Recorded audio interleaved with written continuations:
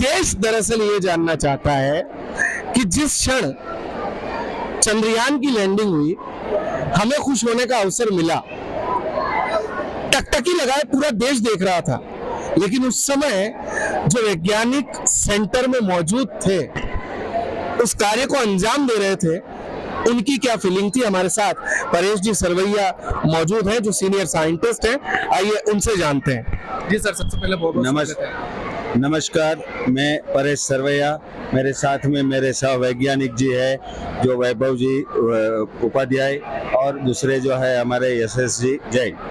हम तीनों space application centre ISRO के अहमदाबाद सेंटर से आए हुए हैं। हम लोगों ने चंद्रयान में भी काम किया है, बहुत सारे प्रोजेक्ट में हम लोगों ने अपना योगदान दिया है, जो भी हमारे कार्य के अंदर आता है वही उसी में। तो जब चंद्रयान 3 की जो आप बात कर रहे हो, जब लैंडिंग हो रहा था, तो ये होता है ना कि जैसे आखिरी मौके पे क्या होगा क्या नहीं, जो दिल की धड़कनें बढ़ जाना, ये सब। और जिस मोमेंट पे जब भी हमें लगा कि यहाँ हमें मैसेज आ गया कि चंद्रयान है वो चंद्र की सतह पर लैंड हो चुका है, तो हमें ये लगा कि हम खुद चंद्र पे जाके अब खड़े हैं। हमें इतनी फीलिंग्स आई थी।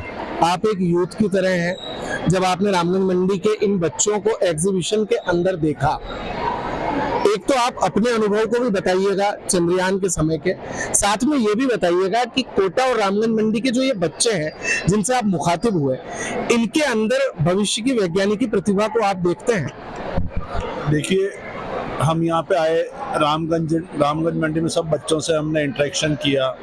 हमने यहाँ के बच्चों में बहुत प्रतिभा देखी है।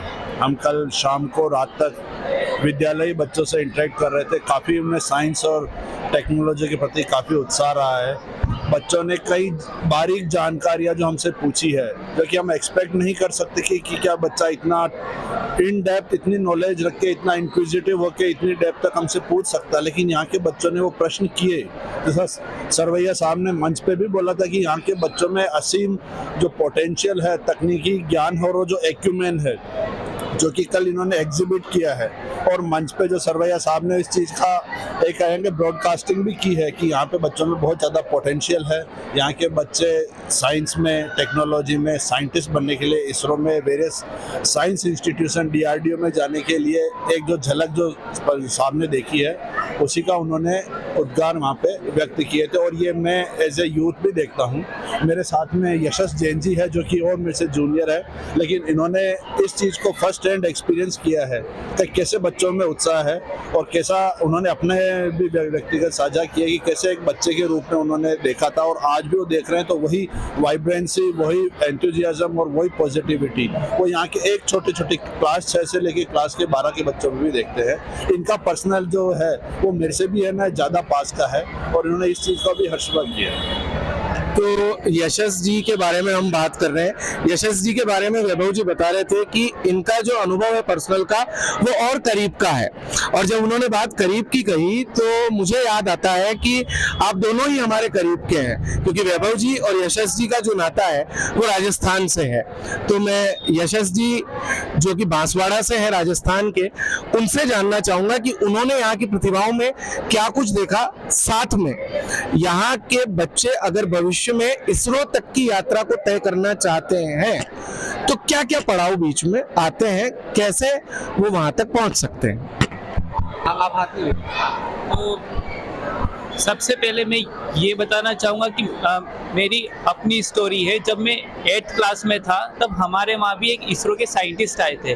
तो मैंने अपना भी एक विज्ञान में अपना कुछ मॉडल बनाया था, वो उनको एक्सप्लेन किया। मुझे भी लगा कि क्यों ना मैं भी इनकी तरह एक साइंटिस्ट बनूं। वही चीज़ मैंने जब यहाँ पे आया, इन बच्चों में देखा, तो वही उनमें एक इंजॉयमेंट, एक जो एक एनर्जी होती है वो फील की। और मैंने भी ये पाया कि हर गाँव का बच्चा एक इसरो का साइंटिस्ट बन सकता है।